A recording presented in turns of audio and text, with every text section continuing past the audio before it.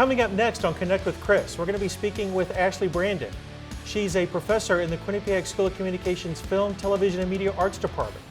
She also just showed her film Dia de la Madre at the Sundance Film Festival. Please join us.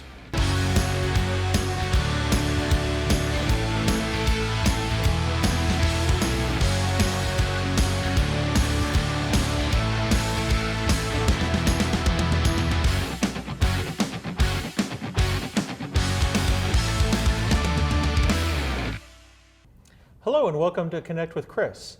I'm Chris Roush, Dean of the School of Communications at Quinnipiac University. Today we have Ashley Brandon. She's a professor in the Film, Television, and Media Arts Department. Ashley, thank you for joining us. Thank you for having me. So let's start at the beginning. How did you get interested in film?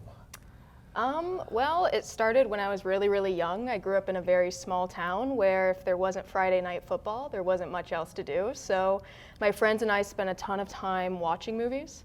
Movies were really special because we didn't really have many films playing in our small town. So it was kind of like a religious event to be able to go and watch a film. And I've just always been into it since I was, in the third grade. And I started making my own films with my friends that are really awful. And I just continued pursuing it, making things, going to school for it, and it's like breathing for me. There's nothing else I'd rather be doing in the world. So how old were you when you made your first film? Oh, I was probably 6 or 7 years old. Really? Yeah. Wow. And Yeah. what was it, the topic? It was a thriller where it was called The Kidnapping of Abigail. I think if you search enough on YouTube, you can find it, and it's very embarrassing, but it was just my friends and I pretending that our friend Abby was being kidnapped. And there was really not much story to it, not much thought put behind it at all, but we were just having a blast, running around town on our bikes and filming what we could. And do you remember what kind of camera you filmed this on? I have no idea. I remember saving up all my money for like 2 years and going to Walmart and buying just this little camcorder. I still have it today. I don't even know the brand. Excellent. It's not a great camera, but it got the job done. Okay. So you go to college and you major in film? Yes. And so you're doing films in college there, and then you go to graduate school at Northwestern. Yes. And tell us about that experience. What did you learn at Northwestern? Yeah, so my undergraduate degree was more in fiction film, Okay. But I was always interested in documentary, and I did make a documentary there for my thesis, and I thought, I just need more documentary-only type Okay. instruction. So I went to Northwestern, and it was just great to be in Chicago. Coming from a small town, it really kind of made me more worldly, or be around different types of people. Okay. So it was a lot of learning in that way and finding myself, but also finding collaborators within my cohort at Northwestern, finding people that you can trust and work on a team with, and I still work with those people today. Okay. So just finding a crew to work with, working with others, working with people from all over the world is the main thing that I took away from my time at Northwestern. Okay. So I'm not sure if you're familiar with this, but on Connect with Chris, we play Connect 4. Mm-hmm. We're going to play for this cupcake today since it's Valentine's Day. Okay. Okay? You can go first. All right. So before we get away from Ohio, I have a question for you. Have you ever been to Mansfield, Ohio? I have. And what was the big film that was filmed in Mansfield, Ohio? The Shawshank Redemption. And have you been to that prison? I have. Isn't that a cool prison? It's amazing. Yeah. It's supposed to be great for paintball. Oh, And, really? Yeah, so that's kind of what happens there a lot now. And then around Halloween, you can actually do a haunted tour of it. So it's a pretty scary place. Yeah, but at night. Oh, yeah. The day that I was there, it was raining, but it was in the middle of the day, so it wasn't that scary. But it's incredible how so much of it has been preserved. Like there's Yes. still, in the cells, there's still cots and everything. And it's yes. just, it's quite insane. Yeah. Yeah. So how did you get into teaching? So you came to Quinnipiac 3 years ago to be a film professor. Mm-hmm. What interested you about teaching? Well, it was kind of something that I realized I wanted to do because, one, it helps me as a filmmaker every single day. I have to be on my A game, I have to be up with the trends, and also it has me working alongside young people also passionate in film, and I think that's just motivation for myself every day. But I had wonderful professors, especially when I was in my undergrad at Wright State University. I had 2 professors that changed my life, and they're still a part of my life. They're wonderful mentors to me, and I really feel like that I wanted to do that for somebody else. Okay. So yeah, I just like helping people too, and it's just like, where else could I talk about films all day and what I want to make than, you know, in a university setting with students that are just as passionate.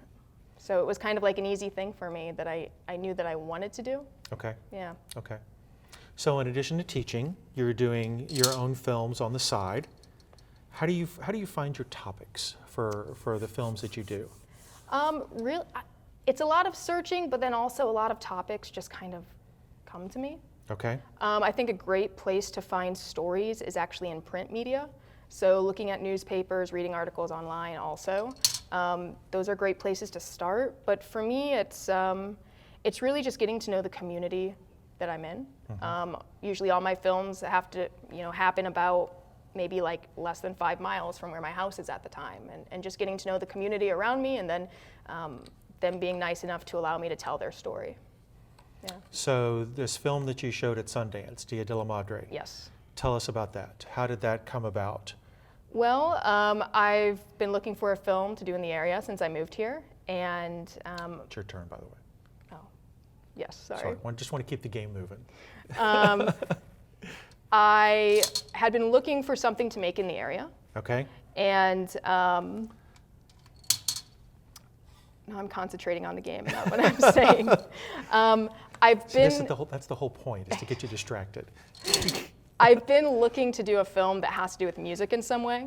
Okay. I'm very interested in merging nonfiction and fiction together to make hybridity. So you never know what's real, and using non-actors and vice versa. And I came across now it's called the New England Mariachi Academy, and I reached out to them. I thought, you know, I know nothing about mariachi music, but I know that I like it when I hear it at Mexican restaurants. Yes. And so they met with me, and I learned more about what they do, and I found out that they're actually an academy teaching children mariachi music. So I thought, this is a story. It sounds interesting. If anything, these kids are cute, and they play good music. They're very, very talented. So that's kind of working with them. The film follows them. The film is very short. It's only 6 minutes long, and there's some surprises along the way, so I don't want to say too much. All right. But yeah, it just kind of worked out nicely that there's this talented academy very close to us. Okay. All right, we're going to take a break, and we'll be right back with Ashley Brandon.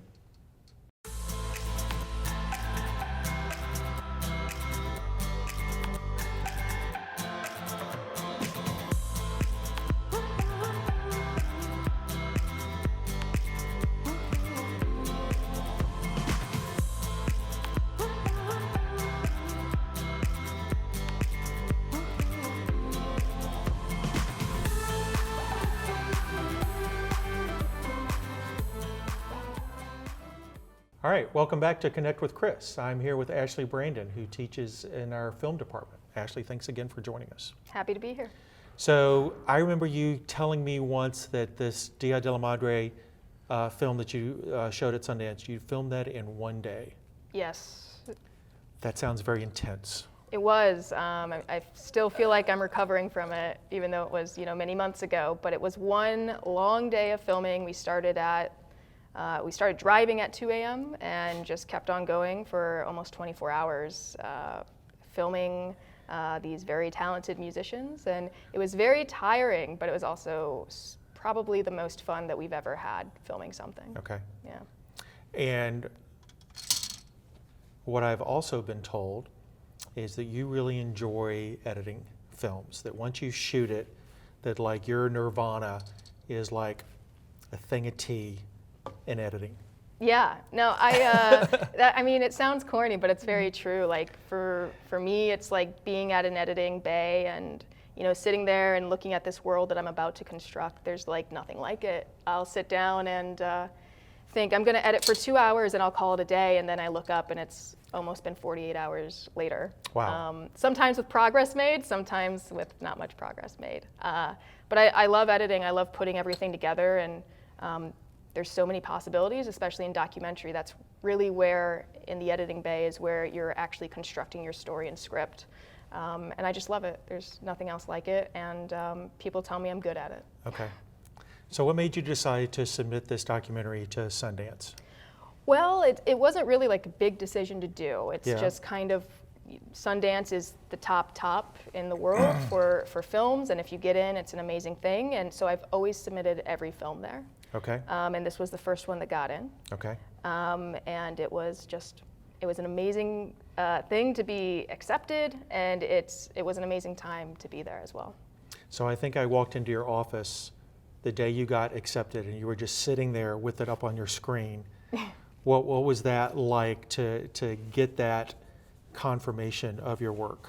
I mean, it was incredible. Yeah. I think as artists that we're always looking for validation in some form, and we have friends that can say that was really good, or family that can say that, but when it comes from an outside source that has a high kind of standing, that means a lot. And they called me the night before. You saw me sitting in my office, and to let me know, and that was exciting, and I barely slept. But then when I woke up in the morning, it kind of felt like a dream. So I was just waiting for an email confirmation as well, and when they finally sent it, it was like, okay, now I can celebrate a little bit. Okay. I'll never forget it, like, getting the call, getting the email. Yeah, your turn. I'm going at it. And I just won. All right. Sorry. Cupcake's yours. I actually don't want the cupcake. That's why I was playing. So tell us a little bit about the festival itself. You're there. You're showing your film. You're trying to sell the film while you're there. What's the modus operandi at the actual film festival for you? Yeah, so there's really, one, Sundance is a market for films. It's where people looking to acquire films will go and, look at the films and, talk to you about maybe acquiring them and whatnot. And there's also just the fact that you're at the festival with other people that love films and watching them. So, there was a lot of both of that happening, and, a few things I can't talk about yet, but just being at the festival was incredible. I do, myself and my team are very fortunate in that we do get a lot of festival play, but it's not very often that we actually get to attend, because it is, a lot of travel and things like that. So to be at Sundance and to just not even watch our own film on the screen, but watch the audience's faces while they watch the film is just more, it's just like an incredible thing. And it's a film, our film is one that kind of gives the audience, it makes them elicit a reaction. So it was just very cool to see the audience react every single time that we showed the film. And it was a full house every single time. So, excellent. Have you showed the film to the mariachi students? Yes. What was their reaction? It was just incredible. There was like a lot of tears, a lot of laughing, like every point in the film where we were hoping to have a reaction, we had it, and they're very excited about the film and what's happening, and we're excited for them, and it's like, yes, we worked hard on the film, but they are just so talented, and that's a big reason why this film has been successful. So I'm looking forward to working more with them and just keep showing the film around the world with them. So last question, you're going to be showing this film again at South by Southwest and another film festival. Remind me what the other one is? Yeah, so starting this weekend, it's at the Big Sky Documentary Film Festival in Missoula, Montana. Okay. And then we are going to be at South by Southwest in mid-March. And then there's a few other festivals, but we can't share those yet, so. Okay. Or soon. All right. Yeah. We are out of time. I want to thank Ashley for joining us, and come back for the next episode of Connect with Chris.